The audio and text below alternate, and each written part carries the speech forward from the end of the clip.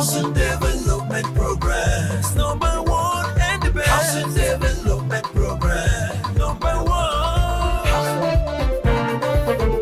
Number one. Housing Development Progress. Number one and the best. Housing Development Progress. Number one. Housing Development Progress. In Nigeria. Housing Development Progress. In Africa. Housing Development Program and the globe.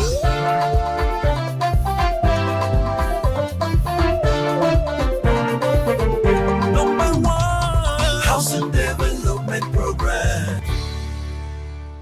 Hello, beautiful people. It's time for your Housing Breakfast TV show, Housing Development. Glad to have you join me on another informative episode of the program. As always, I am your housing diva, Fleur Annie. Before we delve into our lineup for today, let's see the news making rounds in the sector.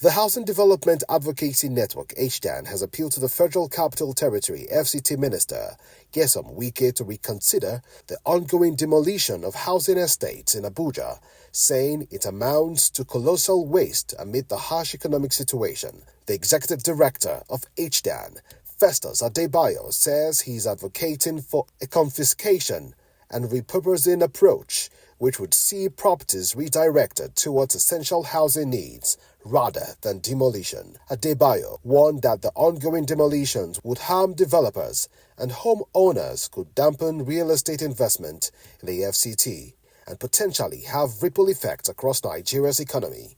He further called for the release of Phase 5 Abuja City Development Plan, which has been delayed for so long, as it could help prevent further unauthorized developments.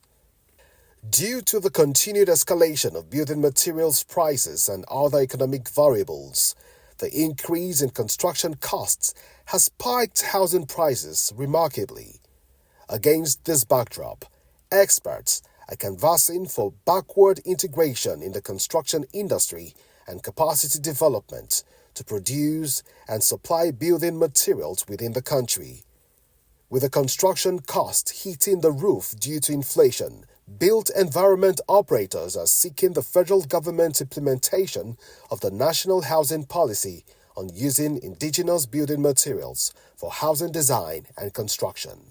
Under the 2017 National Housing Policy, the government was urged to pursue vigorously the adoption of functional design standards that will facilitate cost reduction, affordability, acceptability, and sustainability, which will respond to the cultural and regional peculiarities of potential users.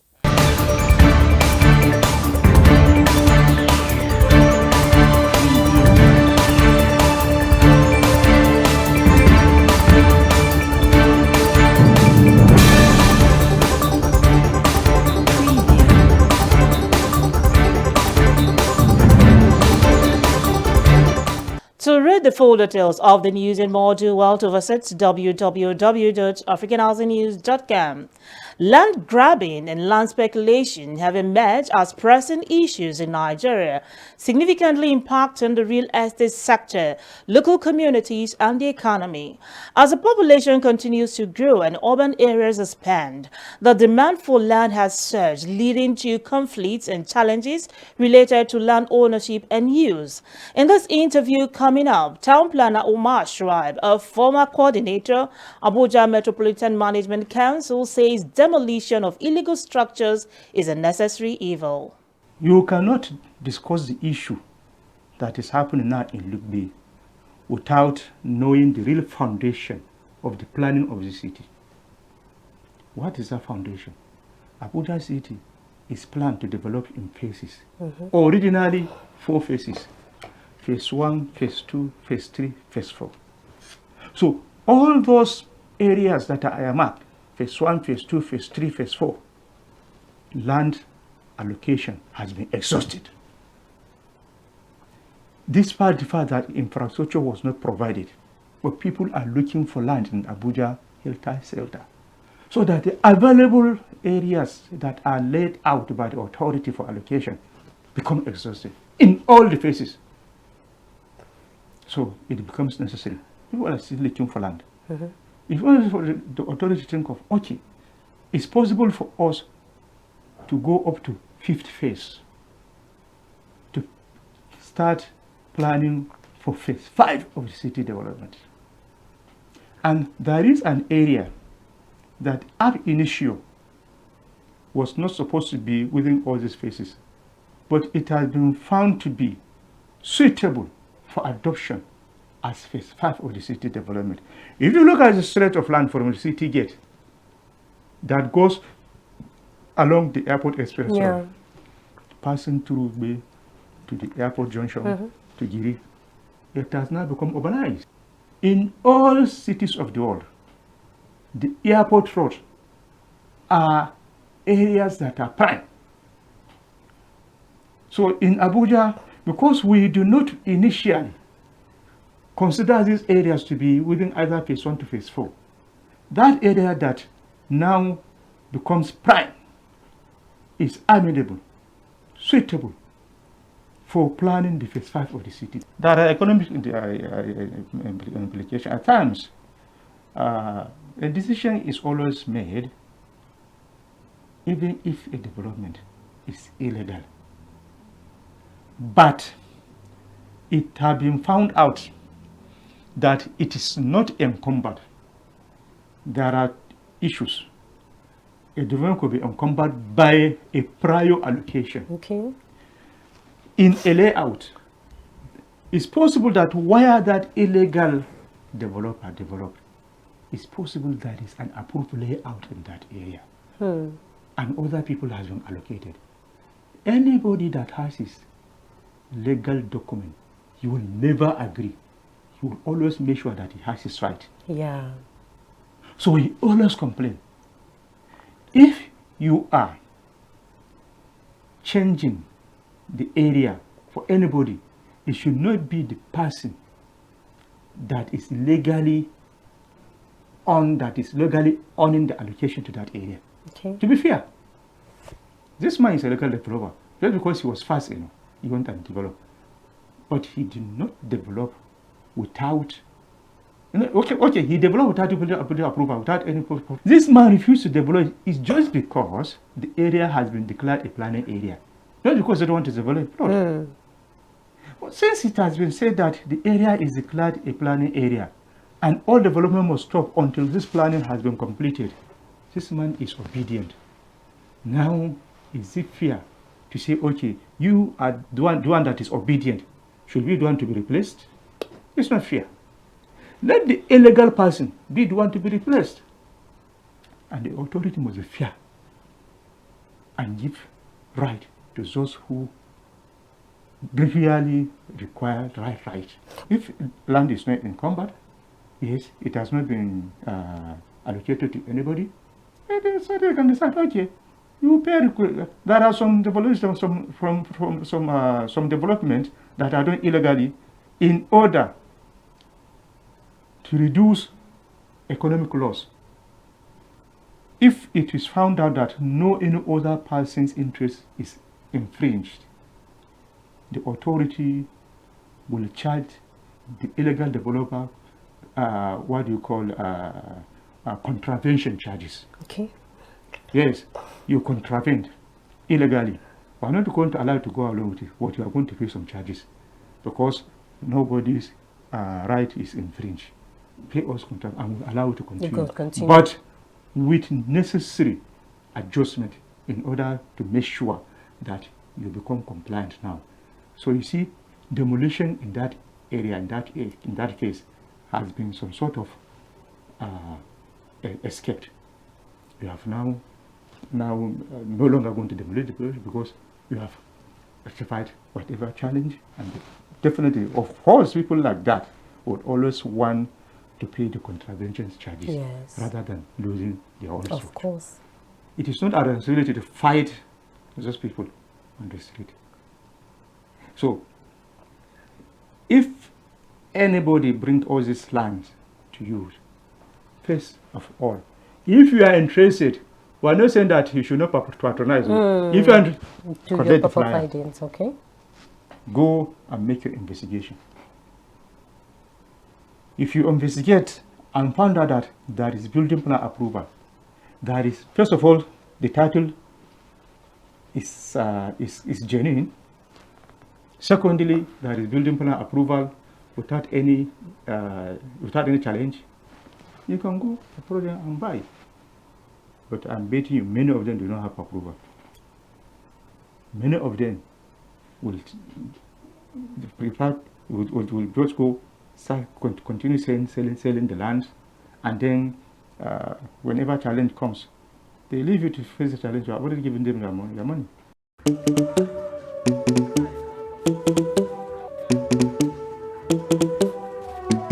Let's go. Oh,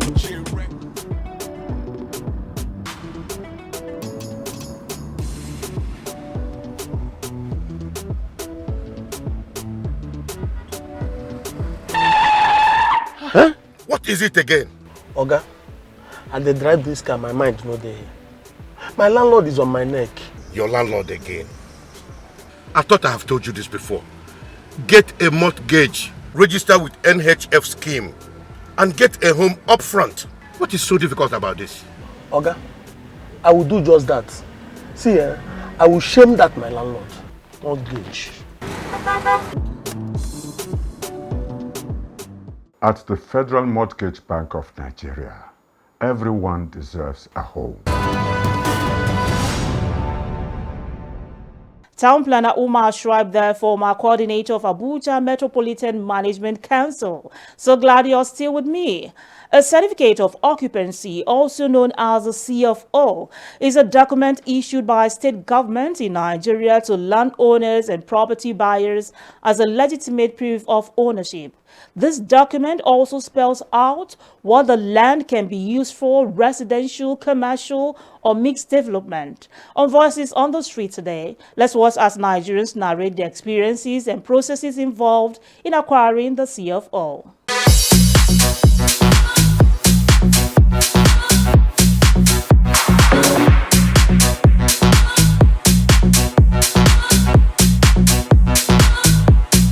The meaning of CFO is certificate of occupancy, and it's very, very difficult to get it by the average person here, especially in the FCT. Because CFO, the process, the bureaucratic process about getting the CFO is very difficult. I've just done a CFO recently, even at the local government level. It cost me a lot of money, and even up to now, I've never got it at the local government level, not to talk of at the FCT, right? So they should make it in a situation whereby even online, you can apply certificate of occupancy online and make submission online. It make the government official not to frustrate any process, that you can get your CFO with ease. CFO means certificate of occupancy, and basically what I know is just a little bit. I know that you have to go to the development authority to get that particular document. Then they will check if they have cleared the documents at their own end, if it's maybe available for residents, if that's what you want to use it to do, or depending on commercial purposes, if that's what you want to use it to do. Then I think you have to pay them a fee for getting the certificate. Then they clear you, and then I guess you're ready to build your house. CFO is a certificate of occupancy. It's literally a document handed over to someone who buys a property or owns a property. As to the procedure of acquiring a CFO, from the little I know, I think it's a complicated process. To acquire certificate of occupancy here in Abuja is a very difficult one, because the process is very long. When you go to the what do you call it, FCDA, that's where you be ages. It's either FCDA or ages. But I have friends that went there to collect it. They went through a hell of stress before they can collect it. CFO is certificate of occupancy, which is issued to any person, the owner of a building or plot of land or whatever, a property, landed property in Nigeria. But the process is quite difficult in Nigeria. So many orders, especially because of the bottlenecks. For you to get it directly is very difficult. You need to go through, some people. Just like normal Nigerian corruption factor. To get it, you go through a lot of problems. Getting CFO is not that easy. You apply for many years, you go and come and all that. So I don't really think that it's really working or will have it. I don't know, except if the government can look into it. I think a lot of processes here in Nigeria is usually tedious. If you don't really know someone in there, that's number one. Number two, if you don't really know the ropes. And then number three is if you don't have money. Because like a lot of times when you go there, the officers usually, the people, the workers, the administrators, they could usually just do it, without, putting you through long process. But because they want to get money from you, right? So they'll let you go 1 month, 2 months, 3 months, and then they'll give all these other agents the opportunity to be scamming people with that sea of whole thing. Nigeria here actually is not easy to get that because it involves a lot of processes. Moving from ages, FCDA to get this, to get that. In fact, you need to even in form of bribing or to see some officials before that certificate can come out. CFO certificate of occupancy. I really think it's not very easy to get it, even when you are acquiring a legit property. Nigeria, due to a kind of high level of fraud, and the process of acquiring it is very hectic and very tedious.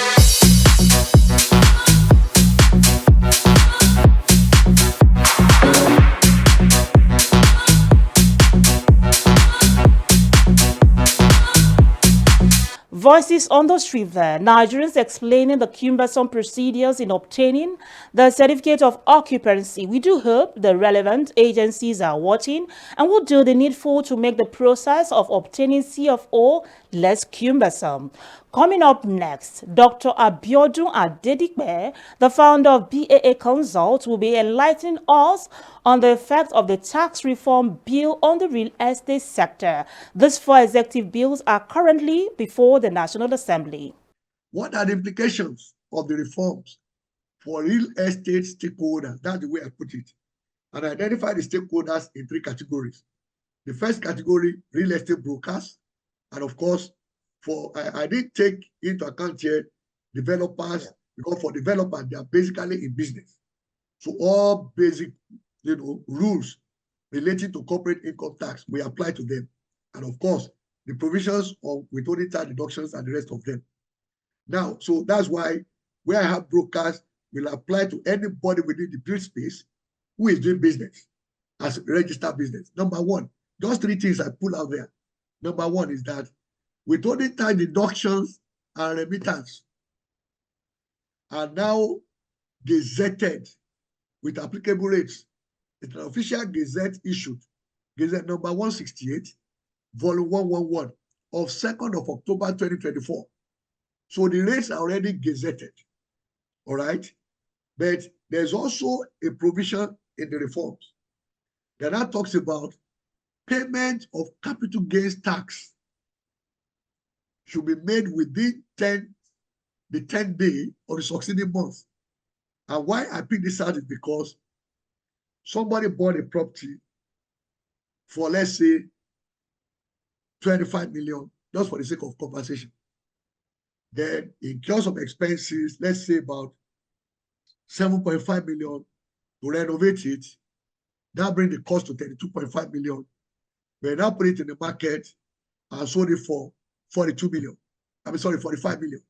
Now, that's a 12.5 million difference between the cost of acquisition, the cost of renovation, which came to, 32.5 million, and now the sale price of 45 million. So the difference between them is 12.5 million. That 12.5 million will be capital gains tax. That's the way it is done traditionally anyway. But what this reform now says is that when that happens, the capital gains tax on that transaction should be paid not later than the 10th day of November, assuming the transaction was done in October. That means between 1st and 10th of November, the capital gains tax should be paid. But the tax rate is now specified in the Gazette issued on the 2nd of October this year. And that is in a schedule that is attached. That schedule is very clear, and but let me just make reference to it. Now, what it says is that, okay, you have also brokerage fee. Let me just mention that, because I made reference now to real estate brokers. Brokerage fees. If the recipient is corporate, that means the applicable brokerage fee is 5% for a resident. But if the recipient is resident outside Nigeria, that means is a non-resident, as we call it, then the applicable brokerage fee is 10%. So what these new reforms has done is to separate between those who live in Nigeria and those who live outside Nigeria, and then separate also between corporate recipients and non-corporate. Assuming the property I mentioned, for example, okay, was personal to me, then a non-corporate recipient rate will apply. But assuming the property in question was bought by my company, renovated, and now sold, then the rates applicable will be under corporate. So, and all of these are now clearly defined. So there's no ambiguity. That's one point I want to bring out here. Equally, if, let's say, Mr. Adebayo's company, all right, bought some materials, and on those materials, VAT was included. We call that input VAT. The reform now says that Mr. Adebayo's company can actually claim that input VAT within 30 days. If all documentations are presented to the tax authorities, they should refund that to you within 30 days. So that is now a provision in the new act, proposed. Or let me say the bill for now, okay? Then for real estate investors, there's nothing significantly that changes there, except if you're an investor in the real estate. Proposed for now, the bill. So that the money you are making from that is greater than 100 million on the bracket. That is when you will feel the impact of the tax. Of course, for real estate financiers, it's about withholding tax remittance. The reforms fail to give particular attention to the real estate sector, given its strategic role in the Nigerian economy and its sustainable economic development. I say this because of what is happening in some other, jurisdictions, that's tax jurisdictions, that if we want to recognize the key role of real estate sector in the economy, and that in fact, it is also more important than the financial sector. And this is based on evidence-based research of over 100 years now of data, that the impact of real estate sector that weakens is twice that of a collapse of the finance sector. Okay, that's financial sector. Number 3, elimination of multiple taxation, or at least significant reduction in the number of taxes across national and sub-national, will improve the business climate. Number 4, in my own view, the pushback on the reforms that resulted in recommendation, okay, of the withdrawal of the tax reform bills for the National Assembly is basically for 3 reasons. It was why I said 7 things. Number 1 is that the 3 northern geopolitical, zones consider that the proposed change to VAT distribution formula will not favor them. That's my thinking. Political. Okay, so that is political. Secondly, the increase in VAT rate to compensate for taxes that will be eliminated. People have not also taken that into consideration, but they are looking at it that look at the state level. So I won't be able to collect these taxes again because of this harmonization, but they have forgotten that within the same context, there's a proposal to increase allocation to states and local governments, and at the same time, increase VAT a little. Number 3, and this has been my very strong argument over years, that the elite that will become more impacted by the progressive tax structure are the one also driving this pushback and resistance.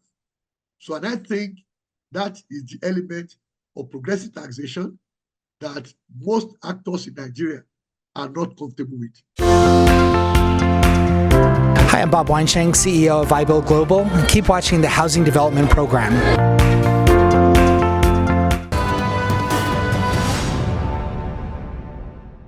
You're still watching Housing Development. It's countdown to Africa Housing Awards, Nigeria's premier housing and construction awards organized by Africa's pioneer and foremost housing advocacy group, Housing Development Advocacy Network, known as HDN.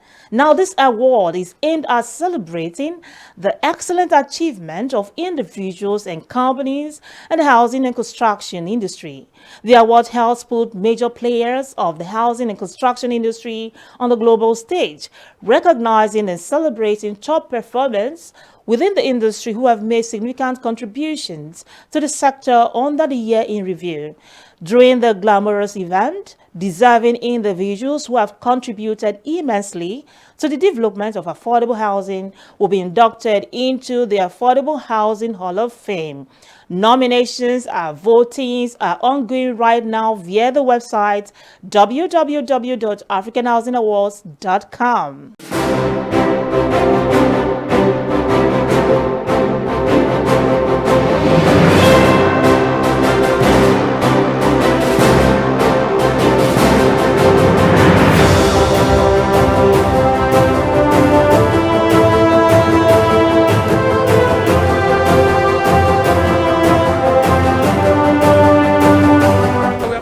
Appreciate and recommend the African Housing Awards and Mr. Biodun Adedibe for another unique approach of organizing governments, corporate organizations, and individuals who have excelled in the provision of housing, considering the high cost of building materials in the country.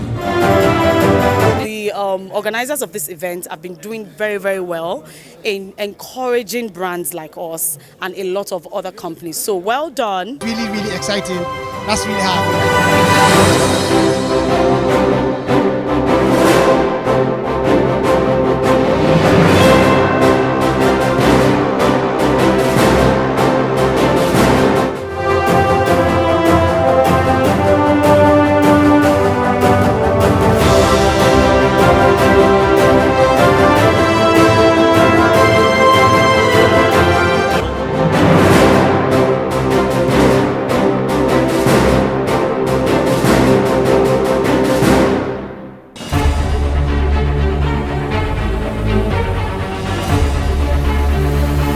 That is it on today's episode of Housing Development. Thanks for watching. I remain your housing diva, Fleur Annie. See you soon.